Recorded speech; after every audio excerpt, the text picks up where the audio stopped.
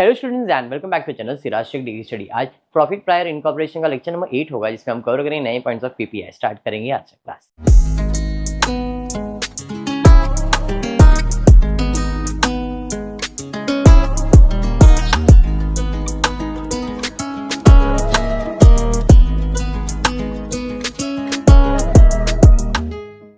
In the previous lecture हमने PPI complete किया है, सेल्स रेशियो, फिर बाद में रेंट, ये सब का रेशियो लिया था। आज थोड़ा सा अलग है।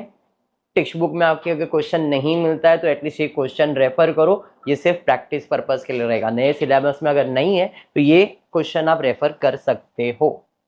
भाग्येश्वर limited was incorporated on 1st सितंबर। इनकॉर्पोरेशन का डेट 1 सितंबर है। ईयर एंड क्या है? मार्च। अप्रैल से मार्च का कैलेंडर बनने वाला है। आप देख सकते हो ट्रेडिंग प्रॉफिट एंड लॉस बना के दिया है, कुछ एडिशनल इंफॉर्मेशन दिया है। Trading profit and loss vertical format में इनकम और एक्सपेंस लेते हैं अपन। इनकम के अंदर हमारे पास दो इनकम है, ग्रॉस प्रॉफिट और इंटरेस्ट ऑन एफडी। तो ग्रॉस प्रॉफिट ले लिया, इंटरेस्ट ऑन एफडी ले लिया। एक्सपेंसेस के अंदर ये सारे एक्सपेंसेस है। सबसे पहला सैलरीज है, फिर रेंट है, फिर बैड डेब्ट्स है, office expenses, director fees, debenture interest, selling expenses, salaries to the partner है, प्रिंटिंग एंड स्टेशनरीज है, एंड नेट प्रॉफिट है। क्लियर है इतना? आई होप ये एक्सपेंसेस सब क्लियर है आपको। अब बाइफरकेट करने से पहले दो रेशियो हम फाइंड करेंगे, एक है टाइम रेशियो और एक है सेल्स रेशियो।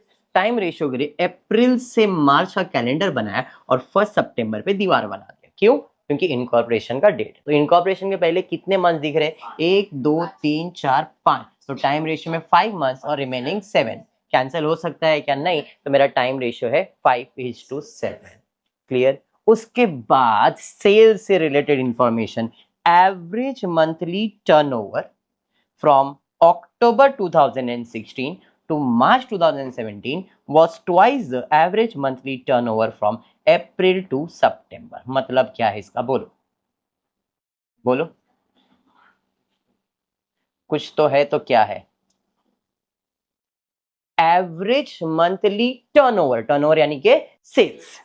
जो टर्नओवर यानी कि जो सेल्स है अक्टूबर से लेके मार्च तक का, वो ट्वाइस है, डबल है अप्रैल से लेके सितंबर तक का।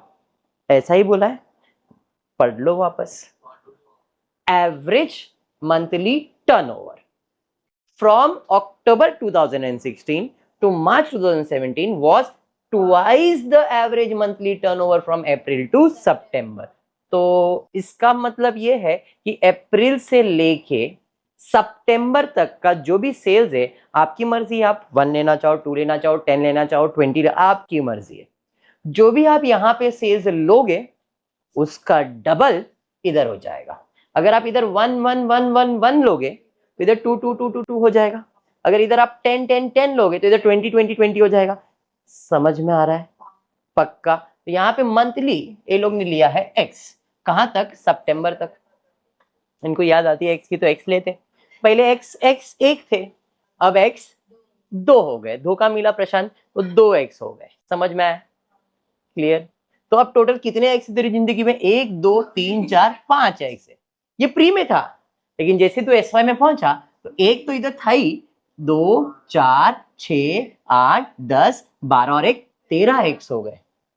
13 एक्स हो गए। एक्स और एक्स दोनों को काट दिया तो 5 और 13 बच जाएगा। तो हमारा रेशियो है 5:30। समझ में आ गया? सेल्स रेशियो सिंपल था ये। नेक्स्ट अब एडजस्टमेंट की तरफ जाते हैं, एडजस्टमेंट पढ़ते।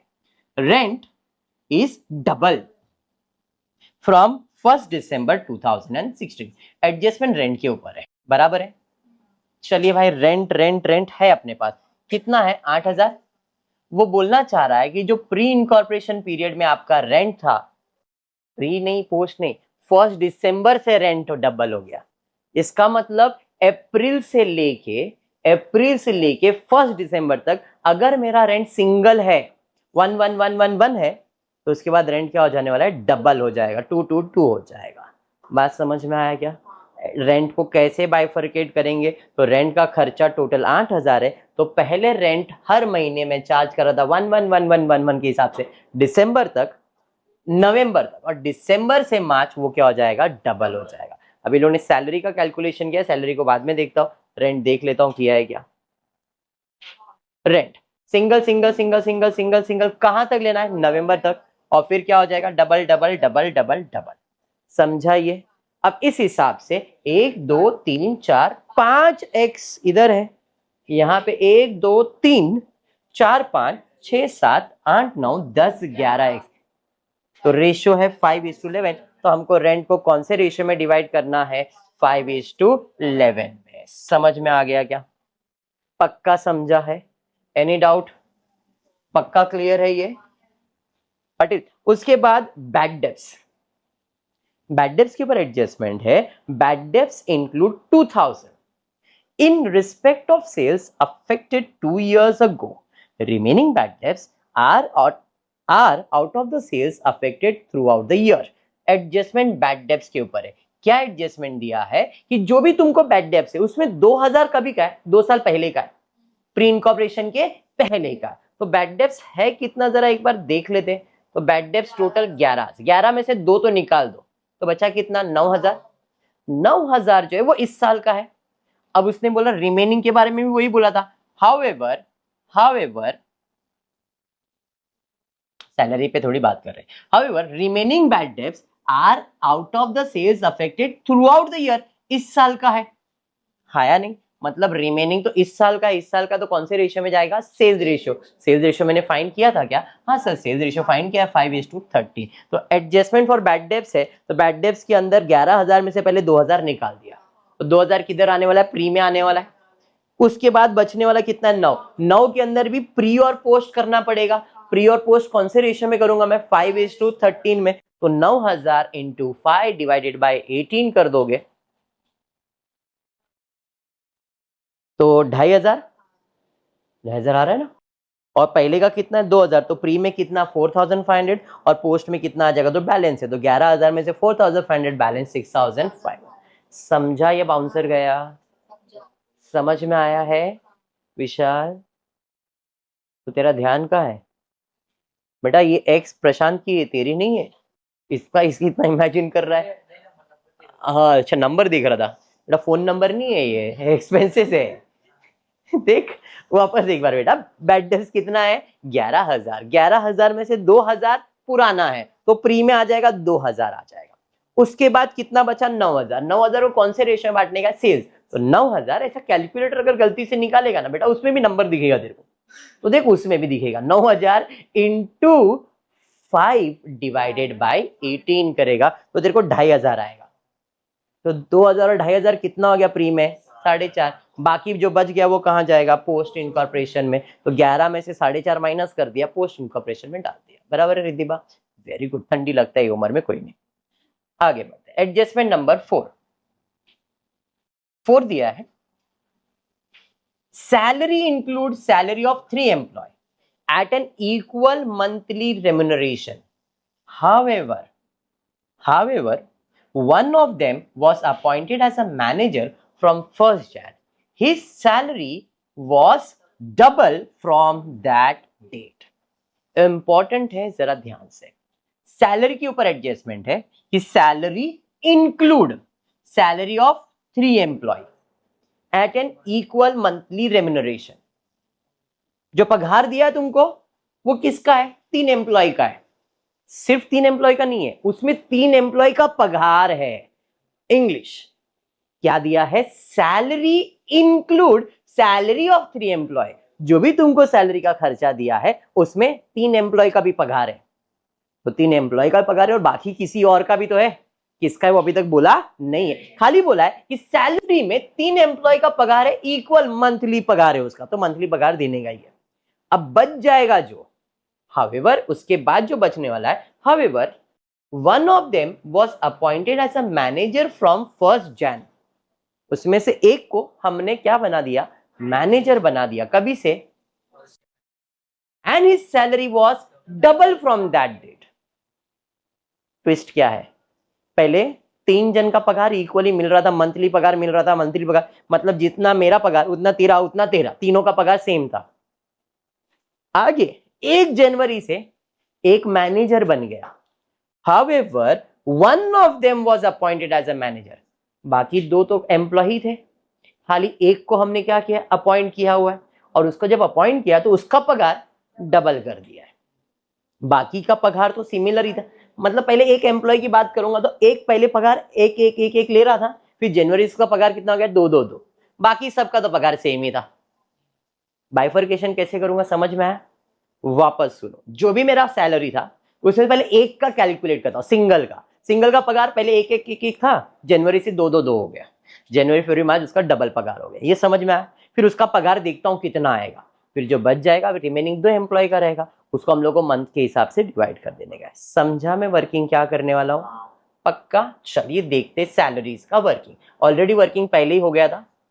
देखो पहले पगार कितने लोग का था, इधर कितना कर दिया, चार, कैसे हो गया, डबल करके उसको चार गिन लिया। लॉजिक समझ? अब एक एक करके भी कर सकते थे कि भाई सिंगल का खर्चा खर्चा बट यहाँ पे डबल, और फिर उसके बाद 2x 2x 2x 2x, तो एक और दो कितना हो गया, 3x, और यहाँ पे कितना हो जाएगा, 4x। इस रेशियो को समझ में आया आपको? पक्का?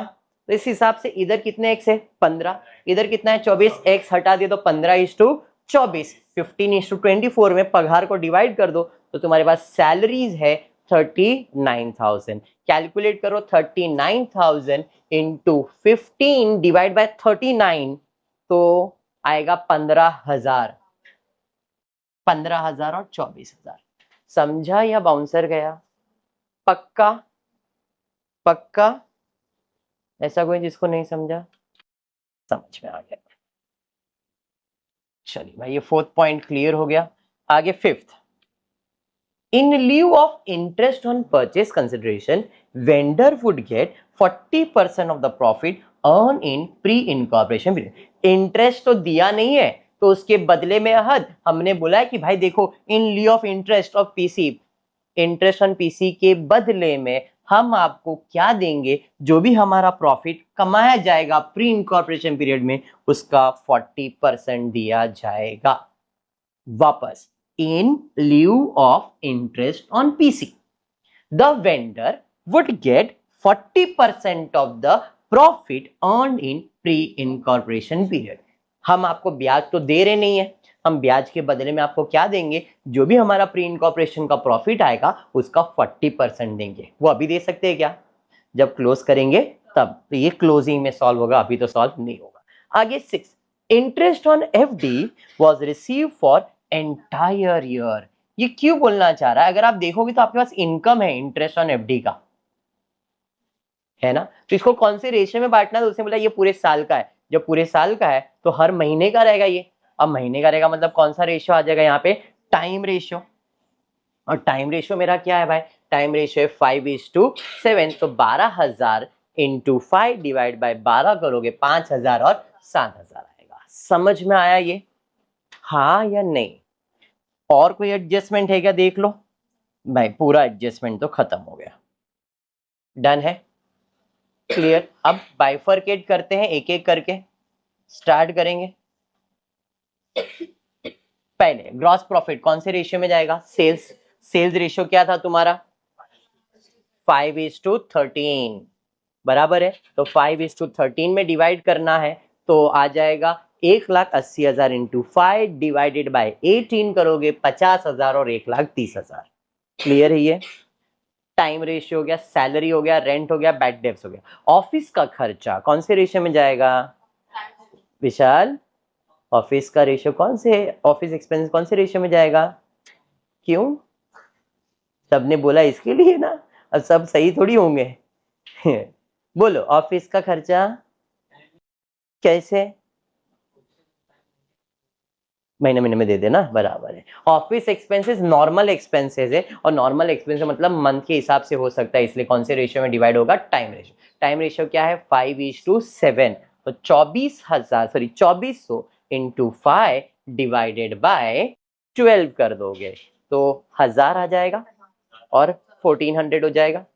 चलिए डायरेक्टर का फीस आयुषी कौन से रेशियो में जाएगा? क्यों? क्यों है, रट्टा मार के रखा है मतलब? डायरेक्टर जो होता है इनकॉर्पोरेशन के बाद आता है, इनकॉर्पोरेशन के पहले हम लोग अकेले लोग रहते हैं, लेकिन जैसे ही कंपनी रजिस्टर करते हो share holder, preference share holder, director, ये सब लोग आ जाते हैं। इसलिए ये जो खर्चा होता है ये प्री का नहीं है कि इसका है, पोस्ट का है, स्पेसिफिक है किधर जाएगा, पोस्ट इनकॉर्पोरेशन पीरियड में। समझाइए, वेरी गुड। माँ डिबेंचर इंटरेस्ट कहाँ आएगा, क्यों बेटा है? अभी मैंने बताया शेयर्स, डिवेंचर ये सब कब इशू करते हैं, पोस्ट में करते हैं, प्री में करते हैं क्या नहीं, तो स्पेसिफिक होता है सीधा पोस्ट में जाएगा। चलिए फिर हम आ जाएंगे सेलिंग एक्सपेंसेस, केवल मनीषा कौन से रेशियो में जाएगा, क्यों बोल रहा है वो, सेलिंग एक्सपेंसेस सेल्स रेशियो ही जाएगा, तो ये कौन से रेशियो में जाएगा, सेल्स रेशियो क्या है 5:13, 24,300 इंटू 5 डिवाइडेड बाय 18 करो, कितना आ रहा है 6,750, जो बैलेंस बच गया वो पोस्ट में जाएगा। चलिए Mangu salary to the partner किधर जाएगा, Mangu salary to the partner बोलो। अभी मैंने और एक बात बताया था, मैंने बताया था जब रजिस्ट्रेशन नहीं होता है तो हम पार्टनर्स होते हैं, बिजनेसमैन होते हैं, प्रोप्राइटर होते हैं। जैसे ही कंपनी रजिस्टर होता है हम शेयर होल्डर्स बन जाते हैं, डायरेक्टर्स बन जाते हैं। तो पार्टनर कभी रहता है प्री में, और वही पार्टनर रजिस्ट्रेशन के बाद क्या बन जाता है, शेयर होल्डर, डायरेक्टर हो जाता है। तो डायरेक्टर का पगार पोस्ट है, लेकिन पार्टनर का पगार क्या है, प्री है। तो सैलरी टू द पार्टनर किधर जाएगा, प्री में, स्पेसिफिक रहेगा, सिर्फ प्री में आएगा, पोस्ट में नहीं। अंडरस्टूड। चलिए उसके बाद काजल जी प्रिंटिंग एंड स्टेशनरी, हाँ कौन से रेशियो में जाएगा, क्यों, अच्छा मंथली होता है, ये नॉर्मल सा खर्चा है, ये किसी चीज पे डिपेंड थोड़ी करते हैं। तो जो नॉर्मल एक्सपेंसेस है कौन से रेशियो में जाएगा, टाइम रेशियो में, सेल्स रेशियो में नहीं, हाँ बदल जाती है। तो ये कौन से रेशियो में जाएगा, टाइम रेशियो में। 6,000 इंटू 5 डिवाइड बाय 12 करोगे 2,500 और बैलेंस आ जाएगा। चलिए मयूरी जी प्रिलिमिनरी एक्सपेंसेस कहाँ जाएगा, कुछ फेंक के मारने देना मेरे को, दे दे दे दे, तेरा ही फोन दे, फेंक के मारता हूँ। प्रिलिमिनरी एक्सपेंसेस स्पेसिफिक है, कंपनी फॉर्मेशन के बाद होता है ये सारे एक्सपेंसेस, और जो कंपनी फॉर्मेशन के बाद, इनकॉर्पोरेशन के बाद होता है, स्पेसिफिक होता है, कहाँ जाएगा, पोस्ट इनकॉर्पोरेशन पीरियड में। चलिए टोटल मारिए फटाफट, प्री और पोस्ट का टोटल कीजिए। अद बच गया क्या तू, बचेगा नहीं, रुक, चलो फटाफट से, सॉरी क्या बात कर रही है, चलो टोटल मारो फटाफट, प्री और पोस्ट का कितना आ रहा है बताओ, प्रॉफिट आ रहा है कि लॉस आ रहा है, क्या पता। इनकम 55,000 है, बाकी सब अपने को माइनस करना है। तो इनकम ज्यादा है, एक्सपेंस कम है, तो प्रॉफिट आएगा, और प्रॉफिट को क्या कहते हैं, कैपिटल रिजर्व। करो आयुषी बेटा, टोटल कर 73,250, यहाँ पे 73,250 जो पोस्ट इनकॉर्पोरेशन में आ रहा है, और जो प्री में आ रहा है वो 17,750 प्रॉफिट। अब एडजस्टमेंट दिया था अगर आपको याद होगा, जो भी प्री में आएगा उसमें से 40% अपने को ट्रांसफर करने का, किसको, इंटरेस्ट टू द वेंडर को। देखो यहाँ पे था, in lieu of interest on PC the vendor would get 40% of the profit, दिया है ना ये। तो हमको यहाँ पे ना एक प्रेजेंटेशन देना पड़ेगा, यहाँ पे जो कैपिटल रिजर्व दिखा है ना, इसके अंदर कैपिटल रिजर्व में कितना कम करना है, 40%, इसका 40% निकालो, कितना आ रहा है 17,750 का 40% निकालो, कितना आ रहा है 7,100। तो 7,100 जो आ रहा है 40%, वो लिखोगे प्रॉफिट एंड लॉस के अंदर, और जो बैलेंस बच जाएगा वही आएगा कैपिटल रिजर्व। मतलब इसमें से 7,100 इधर आपको लिखना पड़ेगा, और बैलेंस आप ऊपर लिखोगे। समझ में आया क्या, क्यों, क्योंकि उसने बोला है आप इंटरेस्ट नहीं दे रहे हो तो प्रॉफिट तो मुझे दो, और क्योंकि हमको ये पोस्ट इनकॉर्पोरेशन पीरियड वाले को देना है, इसलिए यहाँ पे प्रॉफिट एंड लॉस 7,100, बाकी जो बच जाएगा वो कैपिटल रिजर्व होगा, और जो पोस्ट में कमाया है वो मेरा पूरा का पूरा प्रॉफिट एंड लॉस ही है। समझा ये पक्का? ये था तुम्हारा पीपीआई लेक्चर नंबर 8। क्लियर है क्या? चलिए तो फिर आज के क्लास में इतना ही करेंगे। होपफुली वीडियो पसंद आया तो प्लीज वीडियो को लाइक कर देना, फ्रेंड्स ग्रुप में शेयर करना, चैनल को सब्सक्राइब करना। Thank you for watching the video.